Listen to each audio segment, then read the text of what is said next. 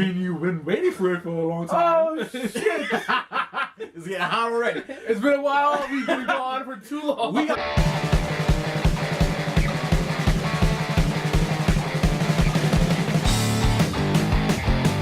What's up, everybody? Today we're going to be reviewing Godzilla Planet of the Monsters, the new Netflix Godzilla movie. The people have to flee the planet because, you know, the planet Godzilla was too crazy. And Godzilla was too strong. That's right. So they went to space to look for another planet that's habitable by them, thanks to the help of some alien race.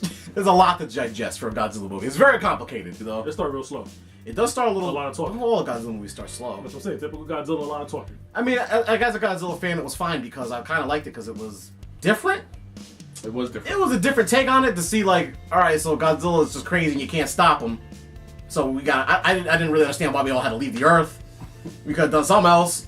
But apparently they nuked the Earth to the point where it was uninhabitable, so we had to leave. 43 atomic bombs or something. Guys, look, it was 150. It was 150. Oh, 150. Twist of it, though, was that, like, the human race was gone for 20 years looking for a planet to live on. They couldn't find one. They came back. 20,000 years had passed on Earth. Yes. The Earth had evolved around Godzilla, basically. Yes, the trees became metal, which I didn't really understand that either. Godzilla was metal. There was monsters that were metal. The main story revolves around one kid who I guess was on Earth before this all happened, and he goes to space and he has extreme prejudice towards Godzilla. He hates his guts. Killed his parents. Kills parents. Hates his guts. He's the chosen one, apparently. There's an alien that keeps referring to him as the chosen one for some reason. We don't really know why, nor do we care. Just because it's a hidden prophecy they haven't told us yet. We don't even really know if there was a prophecy, but the guy talks about it like there's a prophecy. Part 2 will tell us the prophecy. And this is an animated movie, so it's kind of structured more, kind of like an episode of Gundam, right? Like, yeah. I feel like they were trying to do like some kind of like weird socio-political statement thing, especially the beginning, where it was focusing very heavily on the space drama and the way everything out there operated. They focused a lot in the beginning on space life, on how they could live on the station and they couldn't live on the station, and what they needed and what they died of. And to be absolutely honest with you, I don't like any of the characters. Can I get that out of the way? I don't like any of the characters. I don't care about any of them. I like that one guy. Who? Which one? Goobler? Whatever his name was. Oh, the alien with the spikes on the cheek or the forehead? Which one? Yeah, the one that had whiskers. I like him. Either way, I could have done without all. Godzilla. That's what I'm here for. I'm a big Godzilla fan, as you see on the shirt. I rep Godzilla. I don't understand why people feel the need to not have Godzilla. I get it in a movie. A lot of effects. I understand budgets. Budget expenses. Guy in a suit. You can't use him too much. They have to do too much crazy stuff. You gotta build stuff up. But this is an anime. Exactly. This is an anime. Now is your time for Godzilla to do something anime-ish. And you know what? And I think about it too. I think Godzilla appeared in this anime less than he does in live action. Yeah, probably. But he really primarily just stood around. Yeah, he didn't move. It was very Shin Godzilla. He just kind of stood there. I think Shin Godzilla moved a little more. This Godzilla basically did just stand still and let people come to him, and then shot a little blast every now and then, just boop, boop. Although now that you mentioned Shin Godzilla, it is like they took like some aspects of it, like they did, like the pterodactyl flying dragons. You know, it's like almost the ending of Shin where he had things coming off his tail. The multiple things from him, where his tail swung and shot the blast. When I first saw the trailer to it, the animation bothered me a little bit.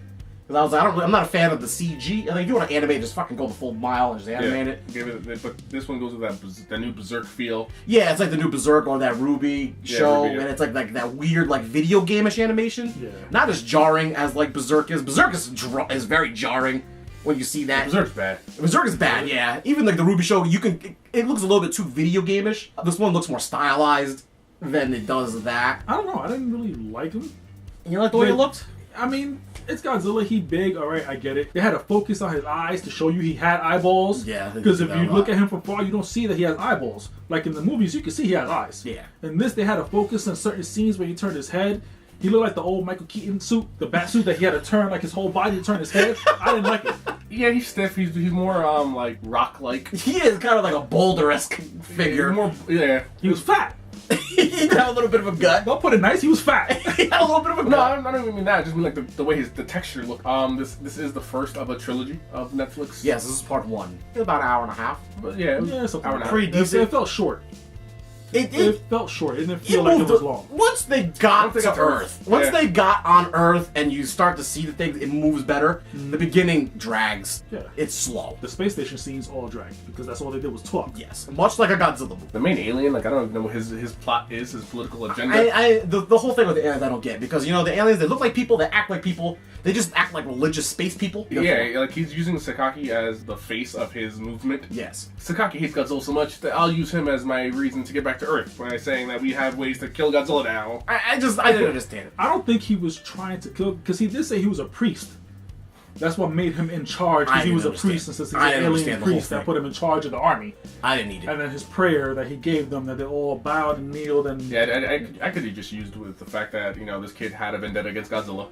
he was very, very, like, Godzilla was his Itachi. Yes. He was out to get him. He hated Godzilla to the point where I thought maybe he was going to get out and just punch Godzilla with his bare fist. And just try? And just try it. Yeah, they have a little bit of technology, obviously more advanced technology now in 20 years, thanks to the aliens. They have, like, mech suits. So, like, they're not super big, but they're around, like, probably 20 feet. And Godzilla has a couple of new features, too. He has this, electromagnetic dome around him before he shoots his breath. They're looking for a weakness to get to him, and they find out that this EMP burst comes from his dorsal fin before he shoots his blast. So they're kind of trying to piss him off to get him to shoot it. To get the dome up so they can break a hole in the dome and blow up his back, because that's where his core is. His weakness. Like it was the Death Star. Let's go hit that little spot. They did treat him a little Death Star. No, They you did waited do that a until he little bit. ran out of energy to attack him. So what was the point of that first plan? That's what I'm saying. The whole force field, I didn't really like that. Yeah, so that was a little bit much. and then the Ian Malcolm of the Ian Malcolm of the group. of The guy that gives you the information 30 minutes too late. yes, he comes up and he's like, guys, don't you think Godzilla should change? Evolution happens, you know? And they're like, yeah, I think this is Godzilla's baby. And then lo and behold, the earth shakes and Godzilla pops out of a mountain. Yes, full spoiler alert, you do not... The Godzilla they fight throughout the entire movie is not actually Godzilla, it's his baby. The real Godzilla has evolved and he's about the size of a mountain, and then he basically wipes them all out. They definitely set up the next one because they do acknowledge Mechagodzilla. Yeah, they're very cliched anime characters, and you're just like, well, you know, whatever.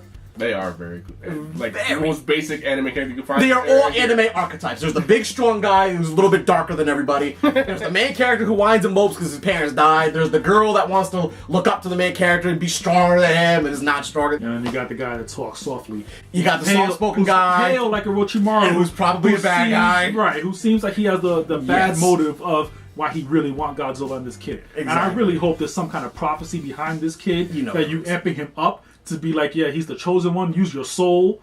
Do what your soul tells you. What your soul tells you. Exactly. I think Netflix did a good job with it. Again, like, I am curious to see how Mechagodzilla is going to come into this. Yes, they do hint at Mechagodzilla briefly. I'm sure that's the end game. Yeah, so I don't know if he's going to be in this one or if they save him for the final one.